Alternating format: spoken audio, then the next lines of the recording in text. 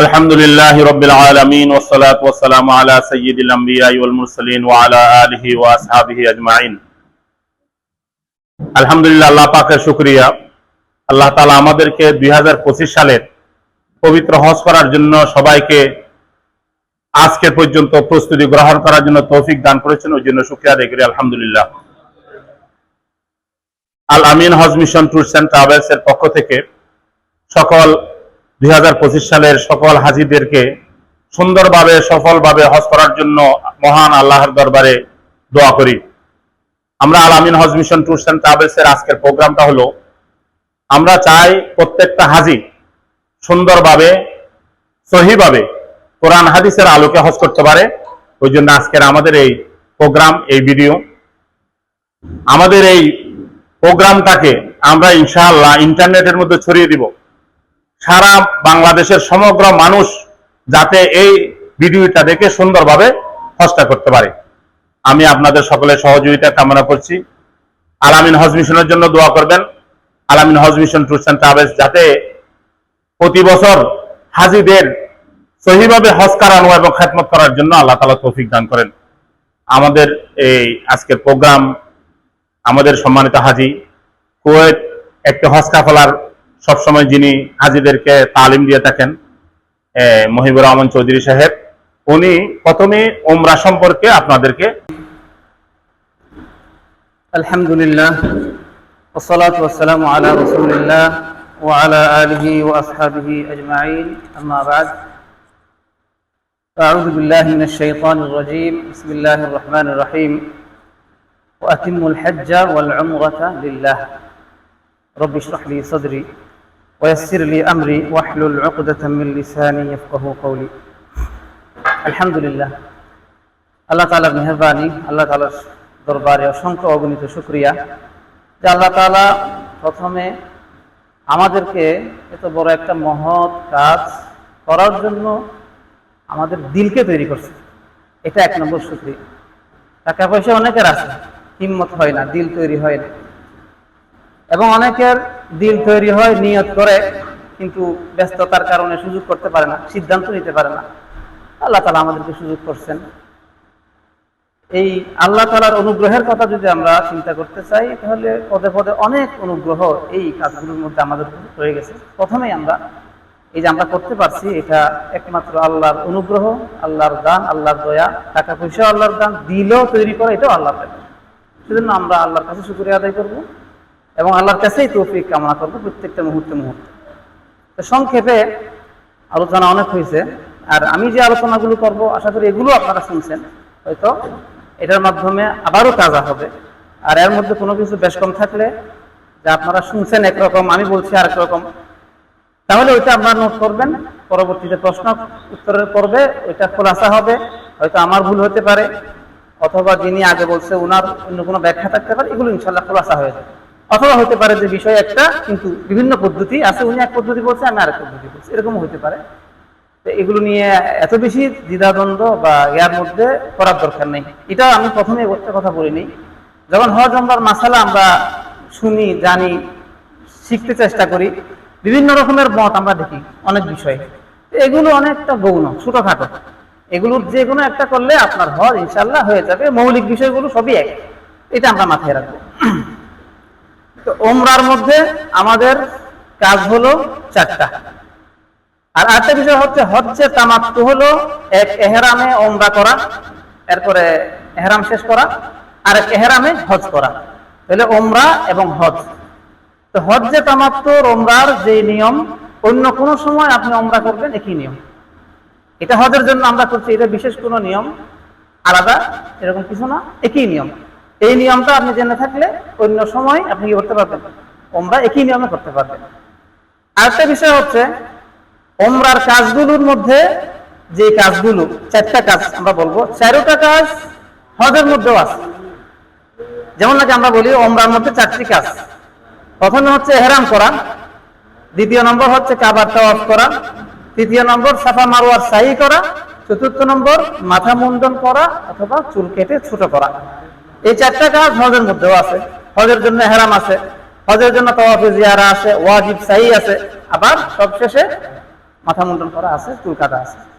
তো এগুলো আমরা লক্ষ্য রাখলে একই নিয়মে হজের মধ্যে করতে পারবো, সামান্য কিছু বেশ কম থাকে। প্রথমে 1 নম্বর কাজ হলো এহরাম করা।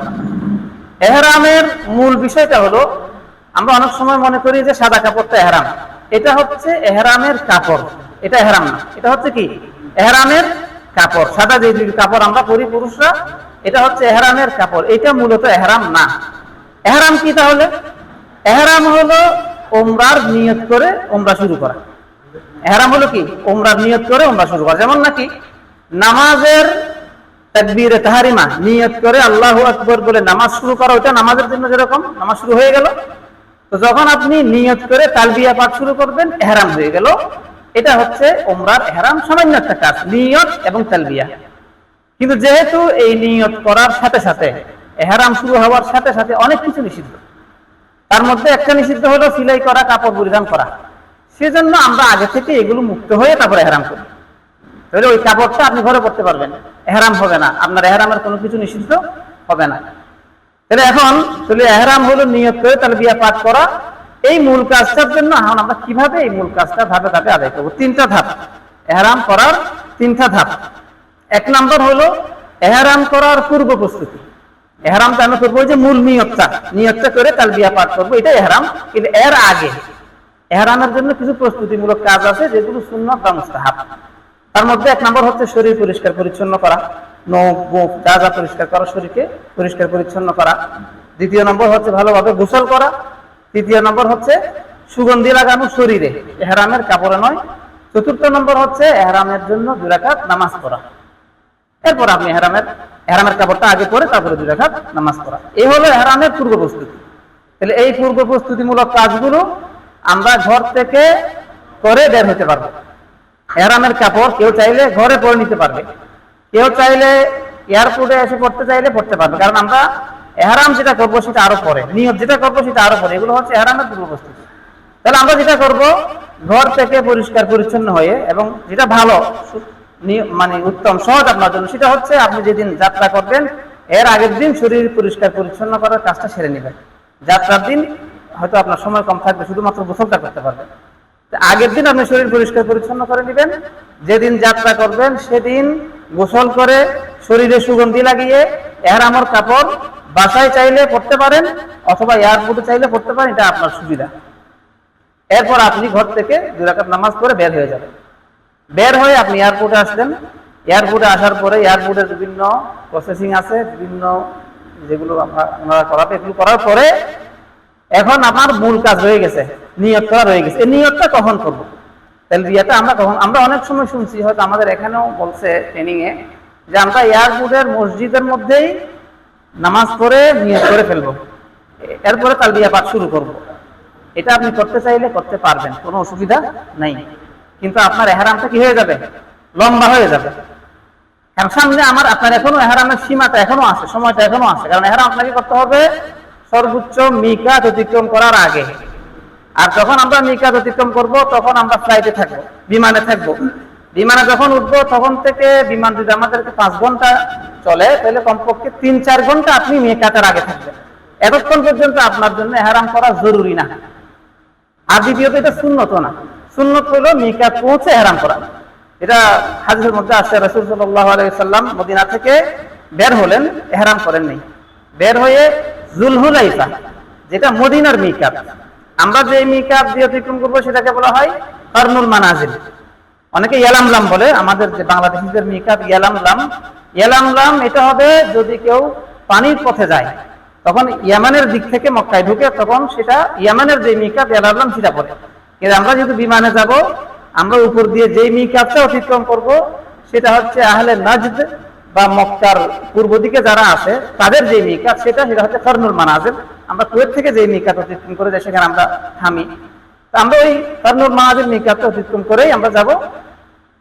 তো যেহেতু আমরা ওই মিকাত অতিক্রম করার আগ পর্যন্ত আমাদের সময় আছে, আল্লাহ রাসূল ওই যুলহুলাইফা নামক স্থানে এসে গোসল করে সেখান থেকে ইহরামের কাপড় পরে বাহনে উঠে উঠের উপর উঠে যখন সোজা হয়ে দাঁড়ায় গেল, তখন তিনি কি করছেন? নিয়ত করছেন।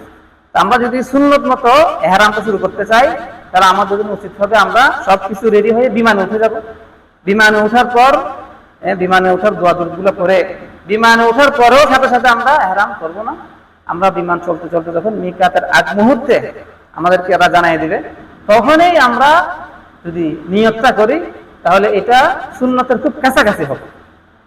যদি কেউ মনে করেন যে আমার ভয় হয়, আমি যদি ঘুম থাকি, এটা আপনার ব্যাপার, কিন্তু ওনারা যেহেতু থাকবে, ব্যবস্থা ওনারা করবে সেভাবে, তাহলে আমরা মিকাতের আগ মুহূর্তে নিয়তটা করবো। মিকাতের আগ মুহূর্ত পর্যন্ত আমরা এহরামের কাপড়টা পরে আছি, কিন্তু এখন আমরা এহরাম করিনি। যখন মিকাতের আগ মুহূর্ত হবে তখন মুখে হাদিসে যেটা আসছে সেটা হচ্ছে লাব্বাইকা উমরাহ। আল্লাহ রাসূল এই এহরাম করার সময় লাব্বাইকা, তিনি হজ উমরার একসাথে এহরাম করছিলেন, সেজন্য লাব্বাইকা উমরাতান ওয়া হাজ্জান বলছিলেন। তো আমরা যেহেতু শুধু উমরার এহরাম করছি, সেজন্য আমরা বলবো লাব্বাইকা উমরাহ। এটা মুখে বলবো, এটা অনেকটা তাকবীরে তাহরিমার মতো হয়ে গেল। এরপর নিয়ত হয়ে গেছে, এরপরে লাব্বাইক আল্লাহুম্মা লাব্বাইক লাব্বাইক লা শারীকা লাকা লাব্বাইক বলে আমরা তালবিয়া পাঠ শুরু করব। আরেকটা সুন্নাত আছে, এটা মনে থাকলে আমরা করব। ইহরাম করার আগ মুহূর্তে আল্লাহ রাসূল সুবহানাল্লাহ, আলহামদুলিল্লাহ, আল্লাহু আকবার এই তাসবিহটা পাঠ করছিলেন। এটা হাদিসের মধ্যে আসছে। তাহলে আমরা ইহরাম করার আগ মুহূর্তে সুবহানাল্লাহ, আলহামদুলিল্লাহ, আল্লাহু আকবার করব। এরপরে লাব্বাইকা উমরা বলে নিয়ত করে তালবিয়া পাঠ শুরু করব। এখন আমাদের ইহরাম শুরু হয়ে গেছে। এখন থেকেই আমার এহরামের যাবতীয় কাজ নিষিদ্ধ। এখন এই ধাপটা শুরু করার আগে, এটা হচ্ছে এহরামের মূল ধাপ। প্রথম ধাপ ছিল পূর্ব প্রস্তুতি, মূল ধাপ হচ্ছে নিয়ত করে এহরাম শুরু করা। এর আগে যেটা করব, আমার মধ্যে এহরামের নিষিদ্ধ কোনো কিছু আছে কিনা এটা একটু কনফার্ম হয়ে এটা থেকে মুক্ত হয়ে নেবে। আমাদের মহিলারা যারা আছেন ওনারা হাত মোজা খুলে ফেলবেন, নেকাব খুলে ফেলবেন, তবে চেহারা সতর থাকার জন্য ওই যে ক্যাপটা আছে ক্যাপের উপর দিয়ে কাপড় ঝুলাই দিবে, আর হাত মোজা খুলে হাতটাকে বোরকার ভিতরে রাখবে। এখন আল্লাহ রাসূল বলছেন যে যারা এহরাম করে, যে মহিলারা এহরাম করছে, তারা যেন নেকাব এবং হাত মোজা না পরে। এই হিসেবে মহিলাদের জন্য এহরাম অবস্থায় পোশাক পরিচ্ছদের মধ্যে শুধুমাত্র দুইটা জিনিস নিষিদ্ধ, একটা হচ্ছে চেহারা থেকে নেকাব খুলে ফেলা, একটা হচ্ছে হাত মোজা খুলে ফেলা। আর আমরা পুরুষদের জন্য সিলাই করা যত কাপড় আছে এগুলো খুলে ফেলা, পায়ের মধ্যে যদি মোজা থাকে, শু থাকে, সেগুলো করে সাধারণ স্যান্ডেল পরা, মাথায় টুপি থাকলে খুলে ফেলা, এই ইত্যাদি এগুলো খুলে এগুলো থেকে মুক্ত হয়ে তারপর আমরা নিয়তটা করবো। তো নিয়ত করার আগ মুহূর্তে আমরা এহরামের নিষিদ্ধ কোনো বিষয়ে জড়িত আছে কিনা এটা থেকে মুক্ত হয়ে নেব। এরপরে তৃতীয় ধাপে আমরা নিয়ত যখন করে ফেললাম, এখন আমাদের এহরাম হয়ে গেছে। এখন আমাদের প্রথম কাজ হয়ে গেছে, নিয়ত হয়ে গেছে, এহরাম হয়ে গেছে। এখন আমরা তালবিয়া চলতেছে। এহরাম করে নেওয়ার পরের থেকে আমাদের যেটা প্রথম কাজ, সেটা হচ্ছে তালবিয়া পাঠ করতে থাকা। লাব্বাইক আল্লাহুম্মা লাব্বাইক লাব্বাইক লা শারীকা লাকা লাব্বাইক ইন্নাল হামদা ওয়ান নি'মাতা লাকা ওয়াল মুলক লা শারীকা লাক। এই তালবিয়াটা আমরা পাঠ করতে থাকবো। তালবিয়ার অর্থটা আমরা জেনে নেওয়ার চেষ্টা করব।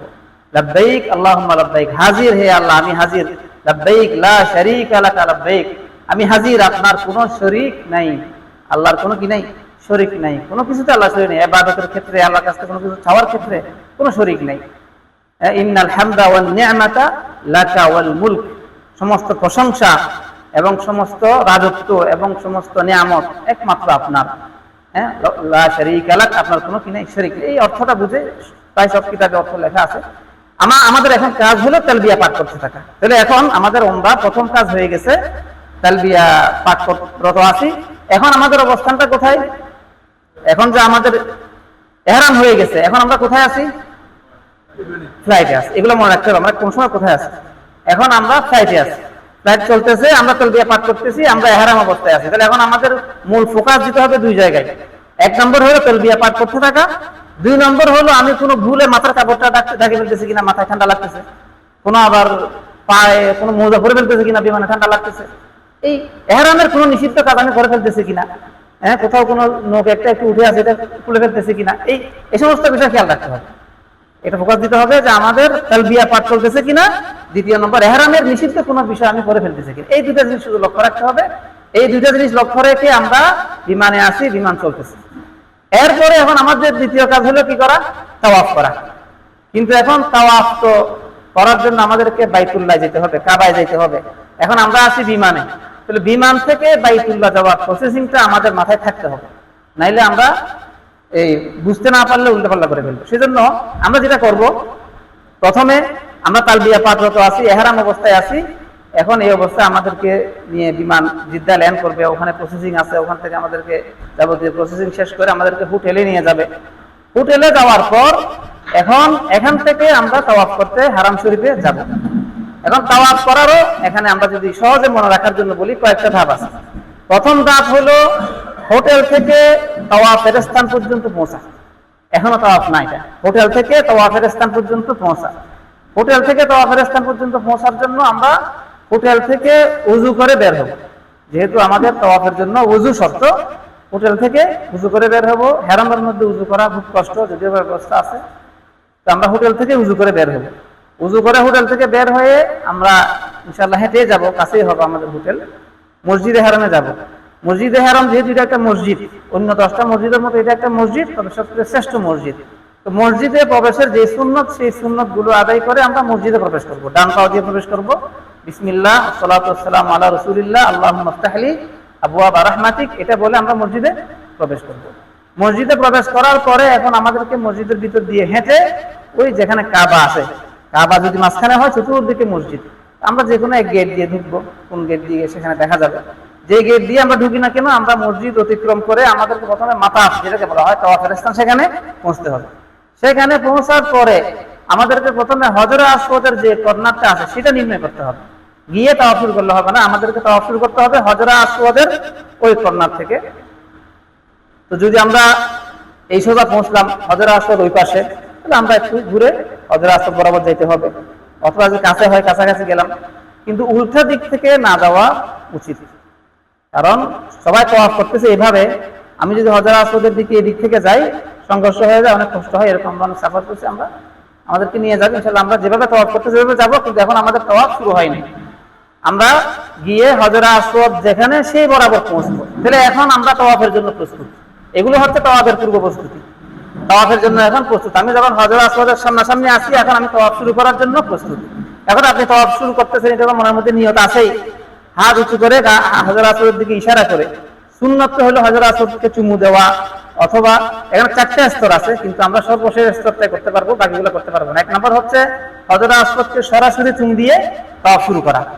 2য় নম্বর হচ্ছে হজরে আসওয়াদকে স্পর্শ করে হাতে চুমু দিয়ে তাওয়াফ শুরু করা। 3য় নম্বর হলো হজরে আসওয়াদকে কোনো লাঠি বা কোনো কিছু দিয়ে স্পর্শ করে সেই লাঠিতে চুমু দিয়ে তাওয়াফ শুরু করা। এই তিনটার কোনোটাই আমাদের জন্য সম্ভব হবে না, খুব বেশি ভিড় থাকবে। সর্বশেষ যেটা, সেটা হচ্ছে দূরে থেকে হজরে আসওয়াদের দিকে ইশারা করে বিসমিল্লাহ আল্লাহু আকবার বলে তাওয়াফ শুরু করা।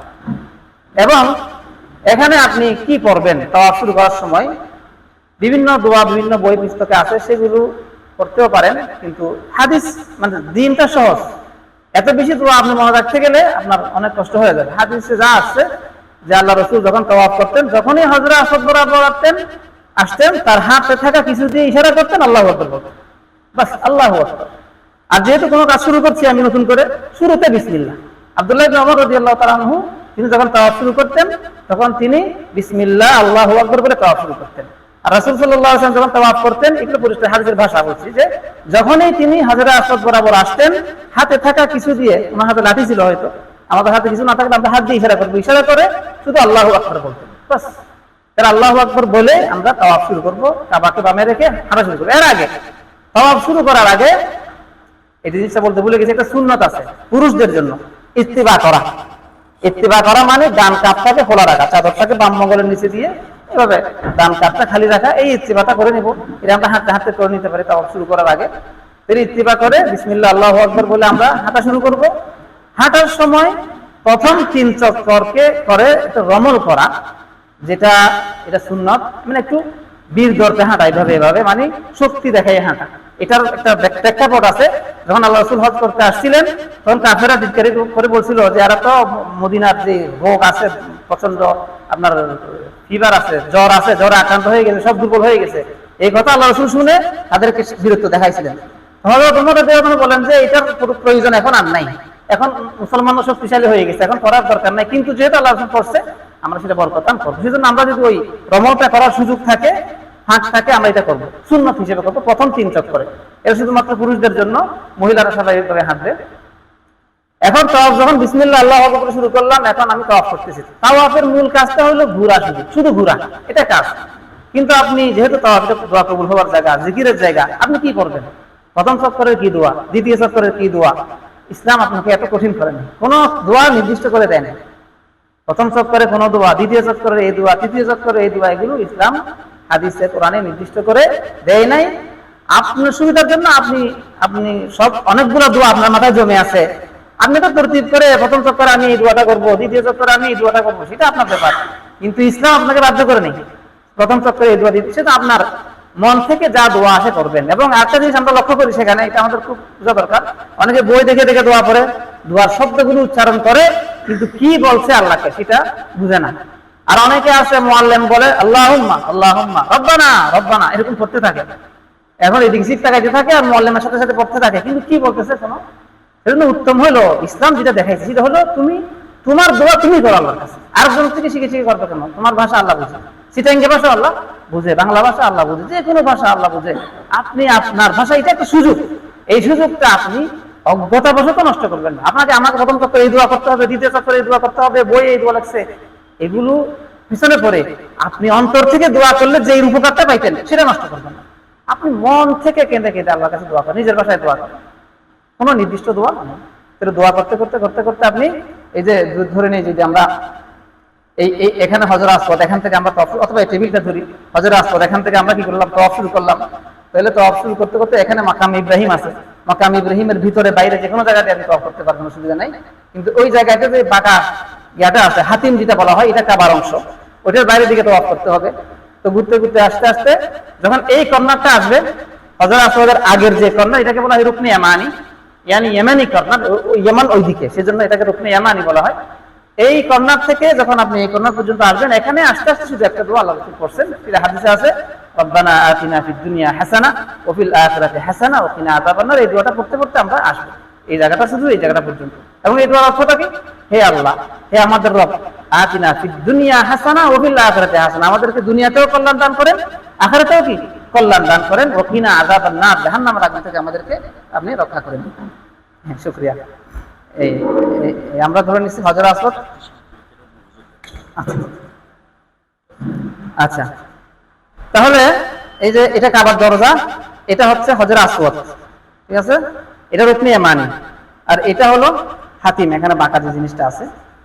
তাহলে এখন আমরা যখন তাওয়াফ এখান থেকে শুরু করলাম, তাওয়াফ করে আস্তে আস্তে যখন এই রুকনে ইয়ামানি পর্যন্ত আসলাম, তাহলে তাওয়াফের আমি একটা চার্ট করছিলাম, এটা যদি গ্রুপে দেওয়া যায় সেটা দিয়ে দেবো, যে তাওয়াফের ক্ষেত্রে, তাওয়াফের প্রত্যেকটা চক্করকে দোয়া করার ক্ষেত্রে, দোয়া করার ক্ষেত্রে তিনটা ভাগে ভাগ করা যায়। একটা ভাগ হলো হজর আসওয়াদ সূরা যখন থাকবেন তখন কি করবেন? হজর আসওয়াদ থেকে ঘুরতে ঘুরতে রুকনে ইয়ামানি আসা পর্যন্ত এই বিশাল সময়টাতে কি করবেন? আর এই রুকনে ইয়ামানি থেকে হজর আসওয়াদ পর্যন্ত এই তিনটা জায়গা, প্রথম জায়গা যেটা হজর আসওয়াদ বরাবর, ওই জায়গায় শুরুতে বিসমিল্লাহ আল্লাহু আকবার, আর প্রত্যেকবার আল্লাহু আকবার, বাস। এর পর থেকে এই জায়গা পর্যন্ত যে কোনো দোয়া, নির্দিষ্ট কোনো দোয়া নাই। রুকনে ইয়ামানি থেকে হজর আসওয়াদ পর্যন্ত রব্বানা আতিনা ফিদ দুনিয়া হাসানা, এই তিনটা ভাগ ইনশাআল্লাহ মনে থাকবে। হজর আসওয়াদ বরাবর যখন আসবো তখন প্রত্যেক চক্কর আল্লাহু আকবার, শুরুতে বিসমিল্লাহ আল্লাহু আকবার,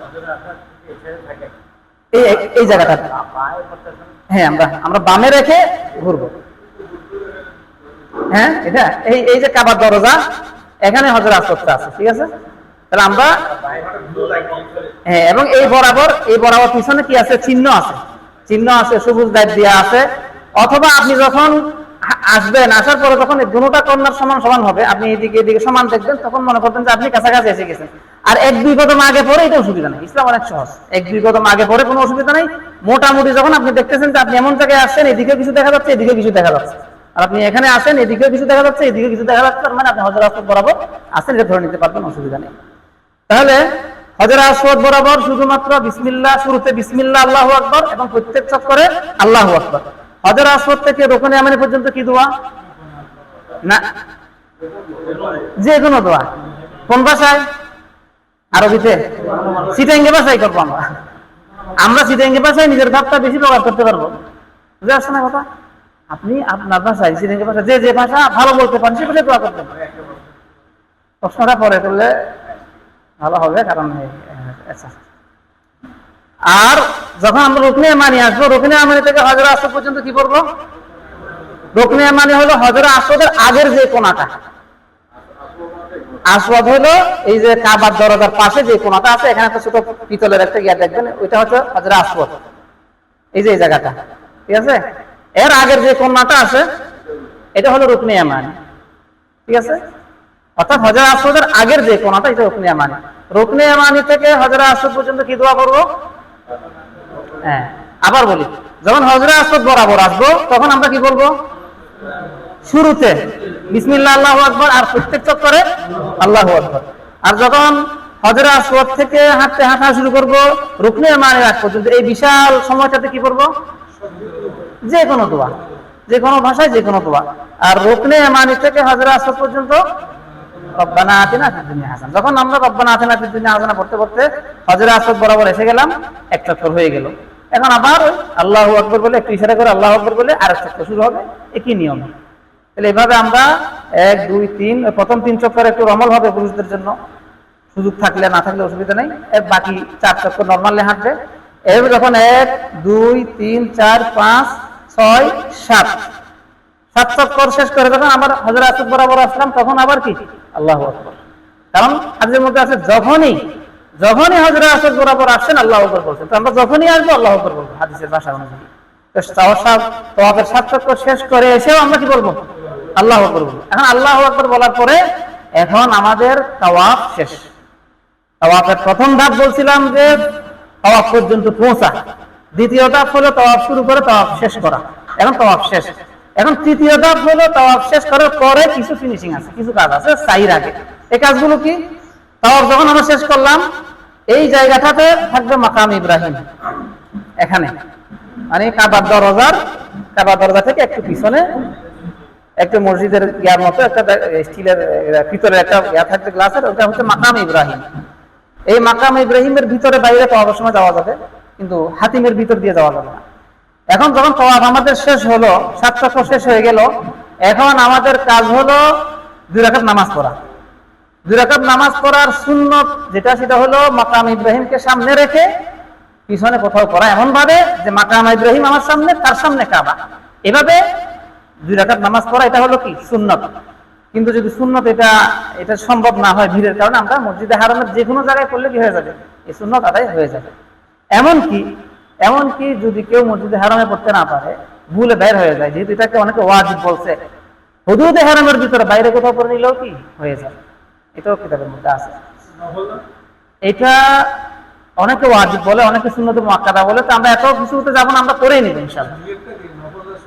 এটা সুন্নত, মানে তাওয়াফের পরে 2 রাকাত নামাজ সুন্নত নিয়ত করতে পারেন, বা তাওয়াফের পরে 2 রাকাত নামাজ, এটা মনে থাকলে হয়ে যাবে সুন্নত। এটা সুন্নত, আবার অথবা কি ওয়াজিব হইতে পারে, কিন্তু আমরা যেটা নিয়ত করবো যেটা তাওয়াফের পরে 2 রাকাত নামাজ। সুন্নত ওয়াজিব এটা স্পেসিফিক করার কোনো কি নাই, দরকার নাই, তাওয়াফের পরে 2 রাকাত নামাজ। এখন তাওয়াফের পরে 2 রাকাত নামাজ পড়ার জন্য যখন আমরা এখানে হজরে আসওয়াদ বরাবর আমাদের চক্কর 7টা শেষ হয়ে গেল, আল্লাহু আকবার বললাম। একটা বিষয় বলি, তাওয়াফের 7 চক্কর আমরা হিসাব রাখবো, 7 দানা তসবিহ পাওয়া যায়, এটা দিয়ে হিসাব রাখতে পারি, অথবা আমরা হাতের মধ্যে হিসাব রাখতে পারি, অথবা সবাই আমরা একটু বলে নিতে পারি এটা এখন প্রথম চক্কর চলতেছে, এরপর দ্বিতীয় চক্কর চলতেছে, প্রথম চক্কর শেষ। এভাবে আমরা মনে রাখতে পারবো ইনশাআল্লাহ, অসুবিধা নেই। যদি সন্দেহ হয়, তাই চান্স খুব কম হয়, এটা বিশেষ করে একা থাকলে কেউ হয়। সন্দেহ যদি হয়, আমি এখন কি এটা আমার 4র্থ না 5ম, সন্দেহ হইলে কমটা ধরে নিব, আমরা কমটা ধরে আরো একটা পুরা করে তারপরে করে নিব, 4টা ধরে নিব। যদি 4 এবং 5-এর মধ্যে সন্দেহ হয়, 4 চক্কর হয়েছে ধরে নিব, 5টা থেকে আরো বাকিটা পূর্ণ করবো, অসুবিধা নেই।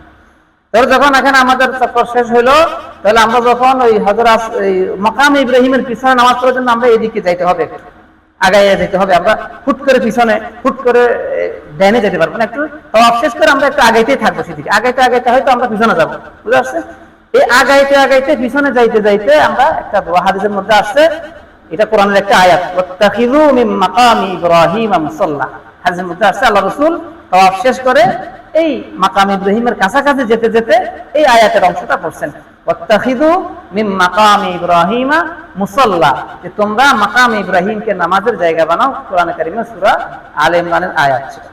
এই আয়াতের অংশটা আমরা পড়বো, হয়তো আমাদের কেউ সেখানে উচ্চস্বরে পড়ে দিবে, আমরা সাথে সাথে পড়ে নিব, এটা সুন্নত, পড়তে না পারলে অসুবিধা নেই, আর এখনো সময় আছে, আমরা শিখে নিতে পারবো। তাহলে এই মাকাম ইব্রাহিমের দিকে যেতে ওয়াত্তাখিযু মিন মাকামি ইব্রাহিম মুসাল্লা, এটা পড়ে নিব, এটা সুন্নত। পড়ার পরে আমরা এখন এই যেখানে আপনার তাওয়াফ শেষ হলো, সাফা মারওয়ার জন্য বাইরে হবে এই জায়গায়। যদি আপনি আল্লাহ না করে কোথাও আপনার হারিয়ে যান, তাহলে আপনি মনে রাখবেন এখানে সাফা মারওয়ার, এখানে তাওয়াফ আপনার শেষ, হজরে আসওয়াদ বরাবর।